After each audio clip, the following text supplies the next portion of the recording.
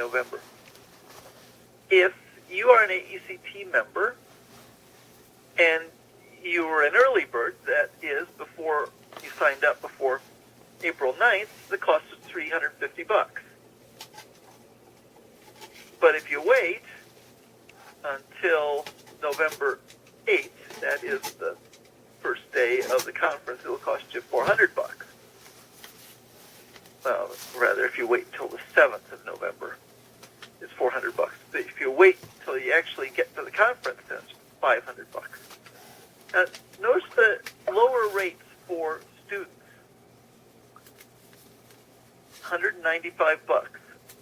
Even if you wait until the day before the conference, it's only $195. So it's just under half the cost of the non-student rate. Of course, if you're a K-12 educator, it's also just $195. Or if you are coming from another country, a country other than the U.S. or Canada. So you can see the folks, they're really trying to provide extra incentive to. They really want grad students to join, and they really want K-12 educators to join. It tells us that the organization is dominated by professors of instructional technology and also grad students. But they know that grad students tend not to have a lot of money, and also they know if you can get a grad student to join the association, he or she is likely to remain a member of the association and continue going to conferences. So they want to get you involved early on. This is true for almost any professional association. There are lower membership rates for grad students, and there are lower conference rates for grad students. Now, what kind of presentations will be offered at the conference? That's element 4. And where did I get this from? Probably the AERA website. So there will be keynote speakers, and invited panels and speakers, and paper presentations, and panels and student panels. Seems a little redundant, doesn't it? Posters and demonstrations, corporate showcases and demonstrations, tutorials and workshops and roundtables and symposia. Lots of different kinds of presentations. Don't confuse this with topics of presentations. Sometimes conferences will have threads. Those are topics. That's not what we're interested in here. We're interested in types of presentations.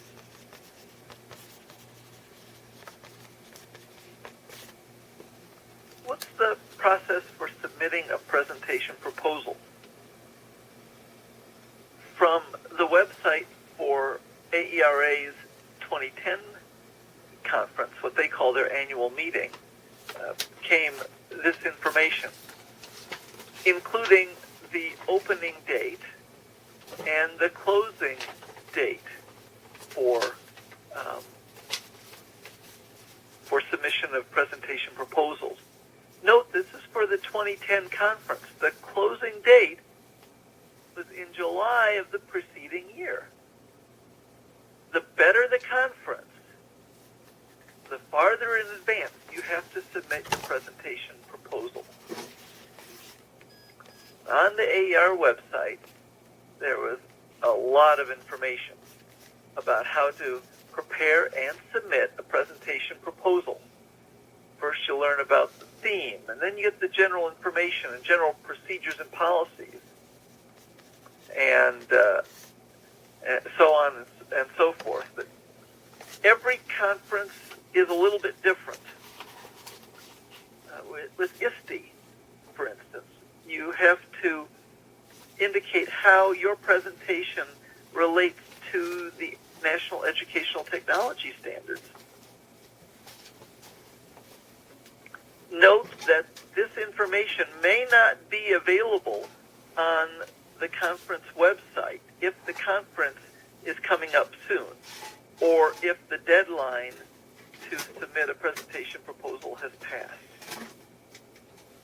So it isn't good enough to simply say in your assignment, well, I couldn't get this information because it wasn't on the website. Well, you have to do a little digging. Contact the association. Ask them to send you this information. Often they'll have it on a website that's hidden, or they'll print it out and they'll send it to you. But if it's not too easily available, you may just want to find another association to profile. Another good reason to start working on this assignment early.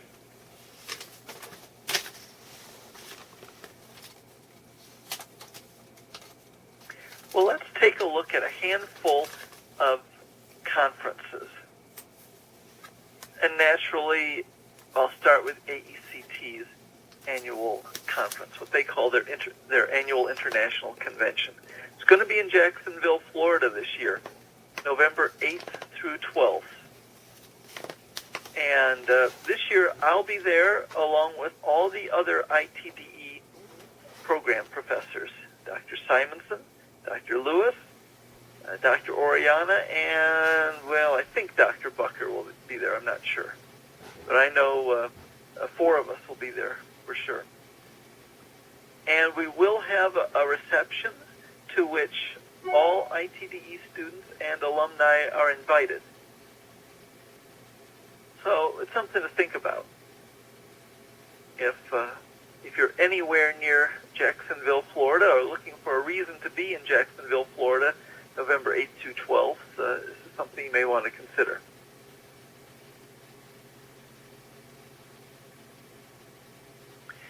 AERA's conference will be held in April in Vancouver, British Columbia. Oh, let's back up for just a sec.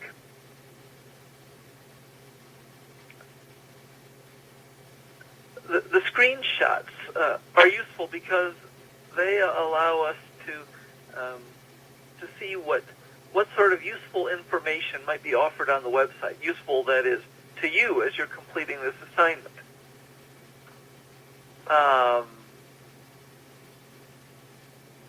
The link to At a Glance should give you a schedule of the conference. So you can get you can see what all the sessions are called, the types of sessions and the names of the sessions and the presenters at the sessions. You can figure out the kinds of topics that are addressed, where the people come from. And there's a link to AECT registration, and so you can find out how much it costs. And so there are some useful links here. Now let's take a look at AERA's. AERA has a particularly boring website. It just keeps getting boringer and boringer. But it's a really useful website because there's tons of information here. And so many of the questions you will have regarding this assignment can be addressed with information from AERA's website. But you may, with any of these conferences, you may have to contact the association because you may not find the information on the website.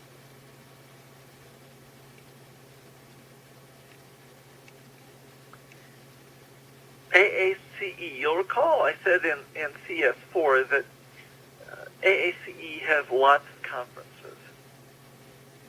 They have similarities, of course.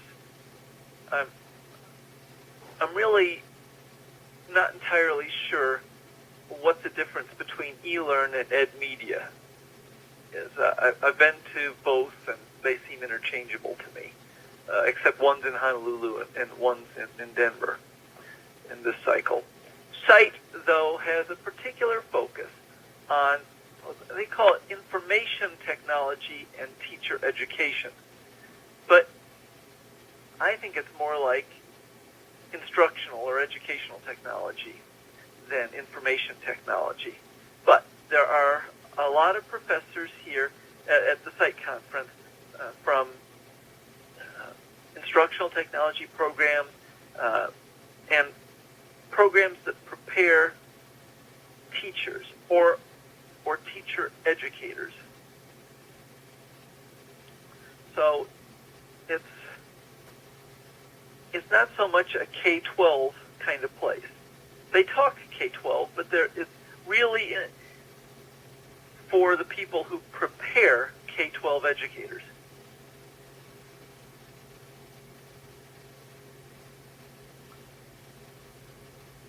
And AACE also has what they call Global Learn Asia Pacific.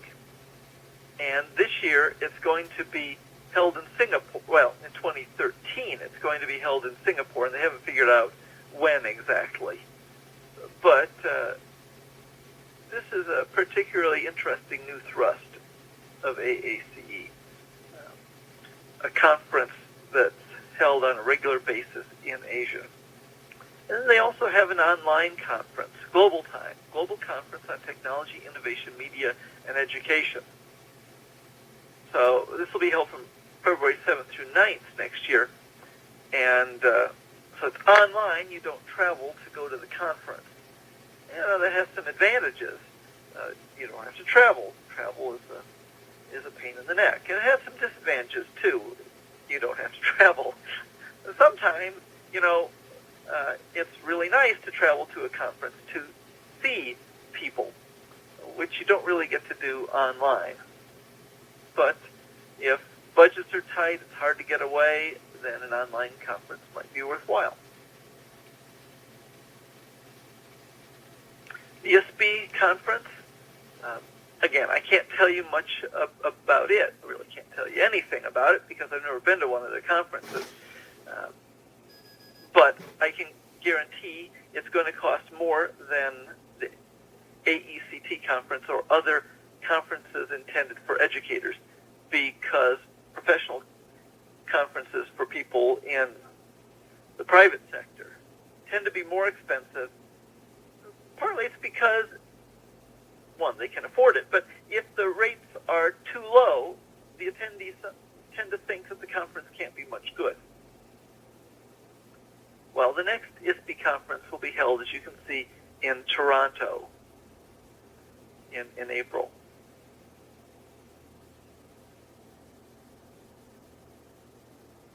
What I just said about ISB applies to the ASTD conferences as well. Now, ASTD has multiple conferences.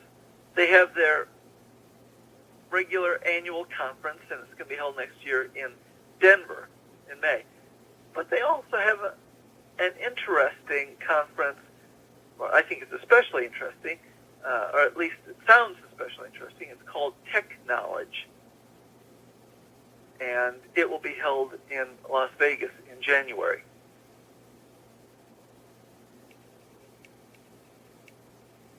And then there is ISTE, one of the very largest of the conferences for educational technologists.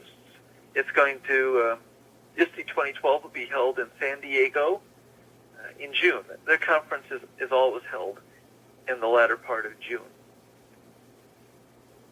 And if you go there, you'll be one of 13,000 people. It's a huge conference.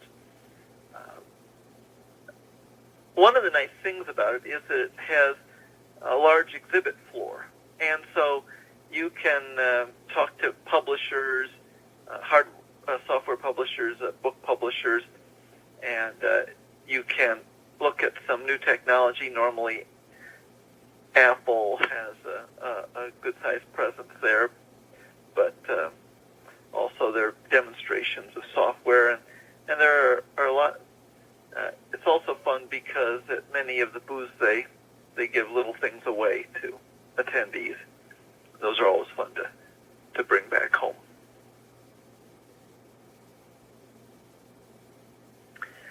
And then there's the Florida Educational Technology Conference. It's held in January. It's always held in the same place, the Orange County Convention Center in Orlando, and that's not what they call it. Is that International Drive? It's so it's in the same place every year. It's enormous. I think I've only been there once. And again, I presented with my late colleague Marcia Burmeister, and we checked out our room, our conference room beforehand, and I was a little disappointed, or either that or I was frightened, because it was a very large conference room, and since I'd never given a presentation that had more than about 30 people in attendance, I was unsure about how this was going to work. But the topic was digital photography, and that was a big topic 10 years ago. And so we had, the room was packed. There were people sitting in the aisle, there were people standing in the back, and there were people looking through the doorway. It was really astonishing how well the session was attended. And it's because there aren't that many sessions going on at any one time at FETC unless they change their format. So, well, anyway, for a presenter, this is really gratifying when there's such a good turnout.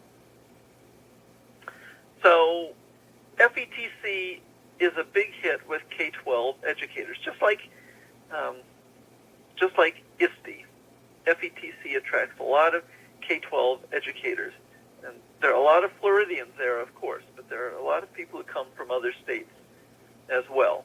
I had a colleague in Iowa who attended every year. It's a good conference.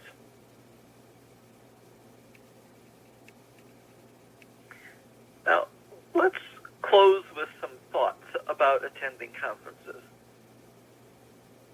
And some of these may seem obvious, but we tend to forget about them or not think too terribly deeply about them. First of all, plan which sessions you will attend, but be flexible too. How do you